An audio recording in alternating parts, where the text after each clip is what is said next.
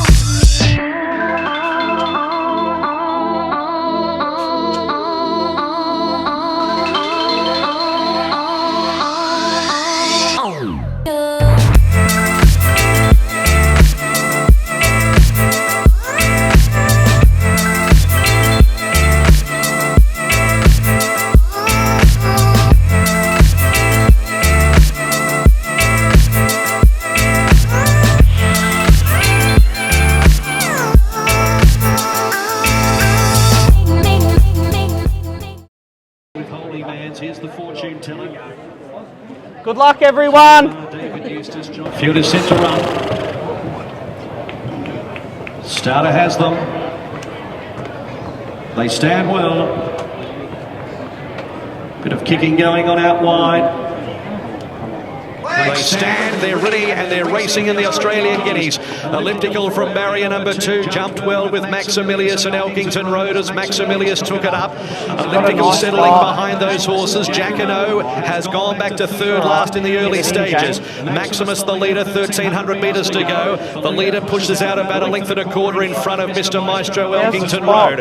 They will follow next in the field, settling down by Attrition, who's nice and close, and further back is the fortune teller Elliptical. A length length and a quarter away, Muramasa Amenable, and further back is Japanese Emperor with Holy Man's in that group. 2 lengths away, Legato, followed by Bankmore. Jacquino is fired up third last, fighting the jockey from Virtuous Circle, and Laced Up Heels last. Maximilius, as they reach the 900 metres, strides out 3 lengths in front from Mr. Maestro. 2 lengths away, Elliptical, followed then on the outside as they approach the home corner by Elkington Road. A length away, Attrition, Amenable, the Fortune Teller. Muramasa getting going from Japanese Emperor, Holy Man's Legato, then Bankmore, Virtuous Circle. Jacquino is second. We've got it back. And in the end, Laced Up Heels. So it's Elliptical up to Come on, big boy! Come on, big boy!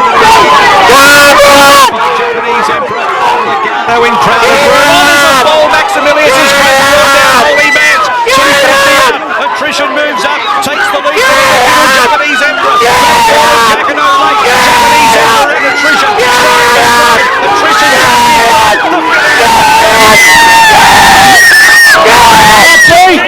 Legato has nailed Attrition. Japanese Emperor third. Photo fourth. Bankmore Amenable. Japanese Emperor's run a massive race. Then Jacquino Elliptical in a dramatic Australian Guineas. Mr. Maestro behind those horses, followed by Elkington Road, Muramasa, Laced Up Heels, and the Fortune Teller. Both horses from that fall have crossed the line riderless, and we stand by for further news. Legato, the Kiwi filly. It's Michael D with another group one. Legato, number 15, has won the Australian Guineas. Oh my God. It's nailed Attrition and Japanese Emperor. 15 is the winner. Mickey D has won the race for the second time after winning I think she's just not your talent. I won't let you know.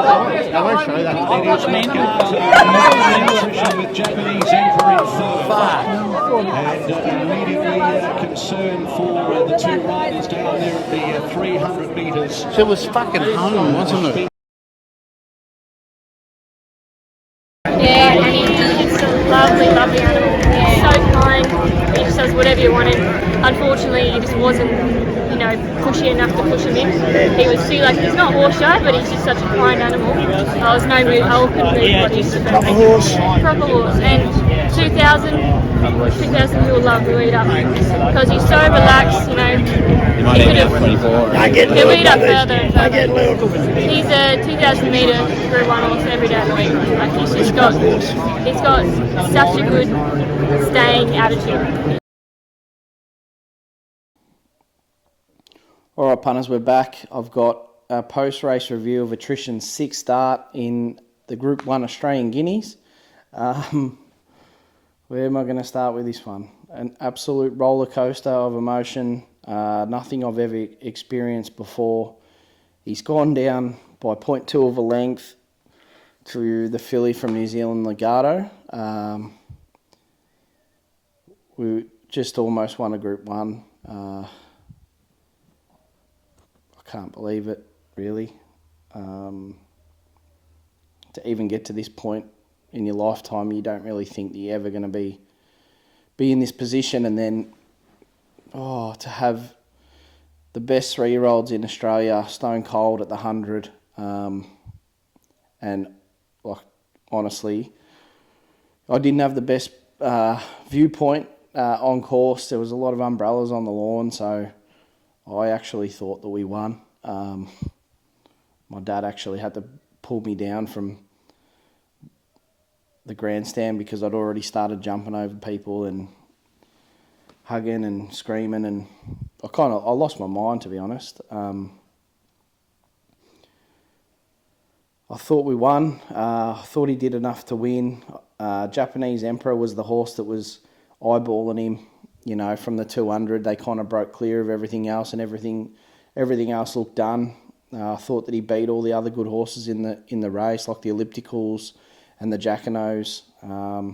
So I just thought that he had to break the will of the Japanese Emperor, who kind of stepped up to challenge him. And then I saw that horse weaken at about the 100. The horses went behind the umbrellas on the lawn. I was between watching the big screen and watching the horses on the track and kind of using my own judgment. But I thought that it was just between us and Japanese Emperor, and whoever blinked first was going to lose and the other thing was going to win the Group 1. And I saw Japanese Emperor blink and I thought we won.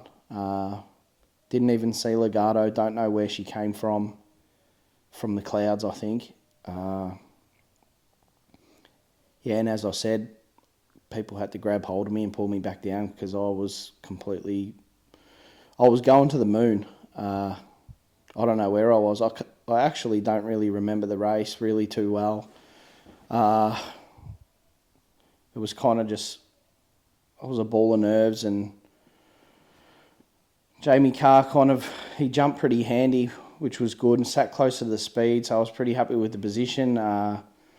We couldn't get him in to the too wide running lane, so he ended up sitting 3 wide the trip, which I was happy enough with. I thought that could be a chance, and I preferred him to be 3 wide the trip and settled, and being able to give his chance to show everyone what he could do, rather than get boxed up and potentially not get a run like last start. So I really wanted to make sure that he got a run, just so we had our chance to say that we did everything, and if he wasn't good enough, he wasn't good enough. But he's ended up going 3 wide the trip, broken everything in the field, and then Legato, I don't really know where she was sitting, but I'm thinking she probably got a more economical run than him, because he went 3 wide, no cover, basically. And he was still there. He was still strong to the line. She just bopped up out of nowhere.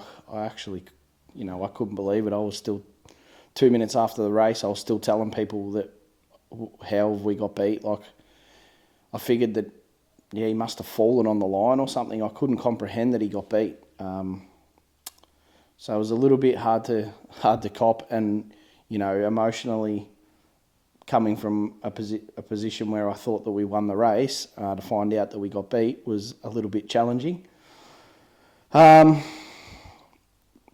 to try and explain the emotion, the best things that I've got, or best experiences that I've got in my life to be able to explain kind of what's going through your head, I would say I've played in a couple of senior grand finals in football, and they can kind of go for 2 hours. The match goes for 2 hours, and sometimes well in advance that you're most likely going to win the flag, and sometimes I've never won a flag from after the final siren's gone, but that's the closest thing that I can explain the emotion that's involved in the race yesterday. And then on the downside, or the other side of it, once it's all over and you went really close, I can only liken it to having my firstborn child.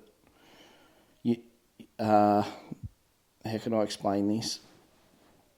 The stress and the fear of the unknown when you have your first child, especially, or for me anyway, I was just a ball of nerves, and the birth kind of dragged out a bit longer than probably what's normal.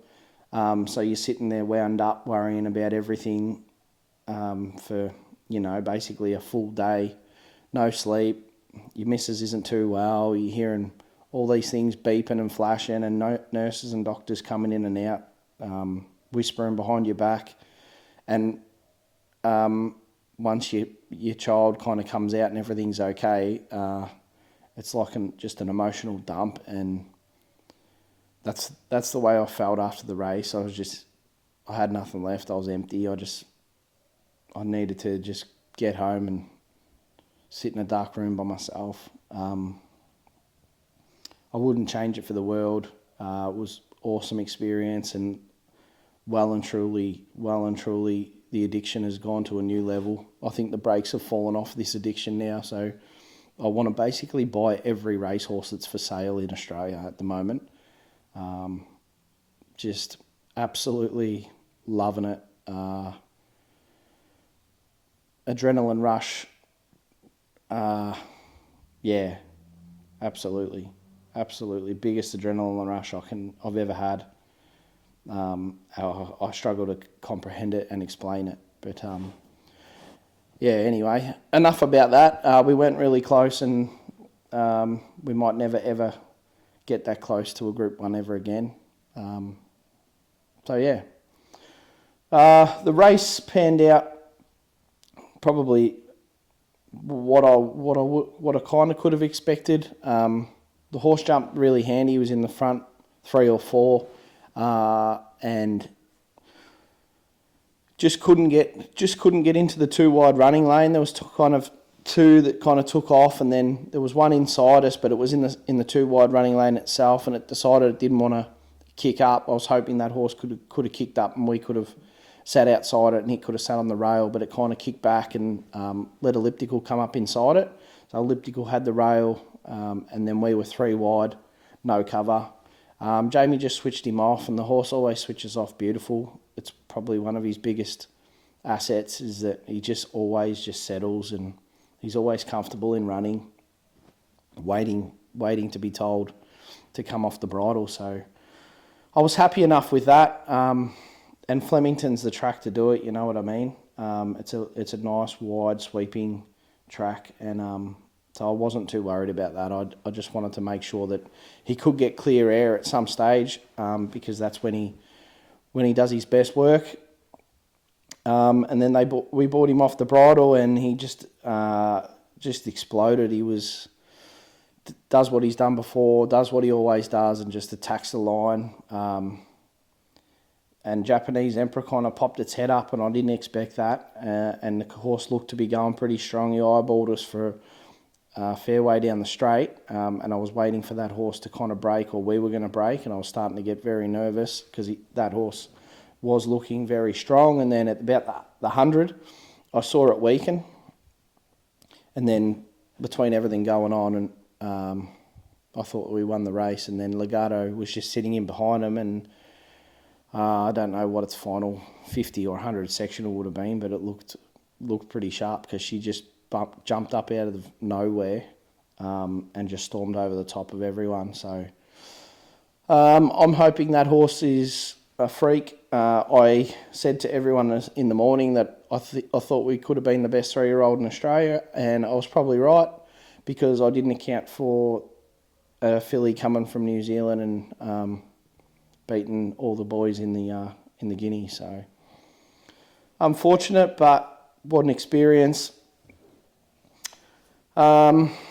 Yeah, so talk about the future, the plan from here. I'm not 100% sure if he's got another race in him. He is still immature. He's only second prep, and I think that if we go to the well too many times, I worry that we're going to spoil the horse. And from what I've seen, I really don't want to do that. I think we could try and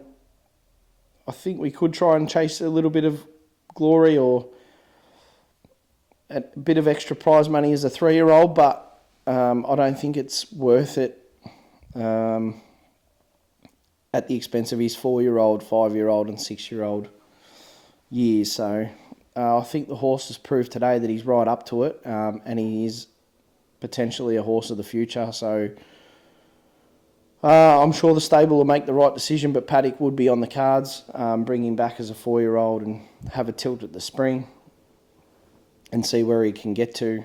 Hopefully he can knock off a Group 1, but once you get to a 4-year-old, it gets immensely harder, so he's going to have to improve on what he's done. So prize money for second was 180,000, which is not too bad. Really helps out. Not quite the $600,000 of the winner and whatever happens after that in terms of stallion deals and whatnot. But of 180,000, I'll see about 2,200 of that for my 1.5%, which would mean that takes our total cost from $3,200 down to minus 1,000 for my 1.5%. So he's nearly into the profit margin. He's eaten away a lot of his costs now, but has to come back at 4 and kind of run up to this standard again. So yeah, wish him luck. I'll keep you updated from the paddock. We've got a couple of other things going on. We've got our Hellbent colt Perdition. We've got our Autumn Sun filly Sante. We've got our Encryption filly Secryption, all back from the paddock and in work. So we'll have some videos coming up, which will be good. I'm not sure they're going to be in Group 1 races, but at least some videos for everyone to watch. And also just bought an Almanzor filly in New Zealand and a Done Deal colt at English Classic in Sydney. And we're out at Melbourne Premier today, so I'm actually hoping we don't buy anything out at Melbourne Premier because it's starting to get a bit expensive. But as I said, the brakes have really fallen off this addiction, and I'm kind of just want to buy every horse that I see at the moment. I went for a drive out the back paddocks and I started making offers to blokes for horses in those paddocks, and they're not even racehorses. So I've well and truly lost my marbles. But yeah, we've got a few things coming up, and can't wait for Attrition to come back into work, and hopefully we can get a few more good videos and on the big days, and it's going to be one hell of a ride with him, I think. So stay tuned.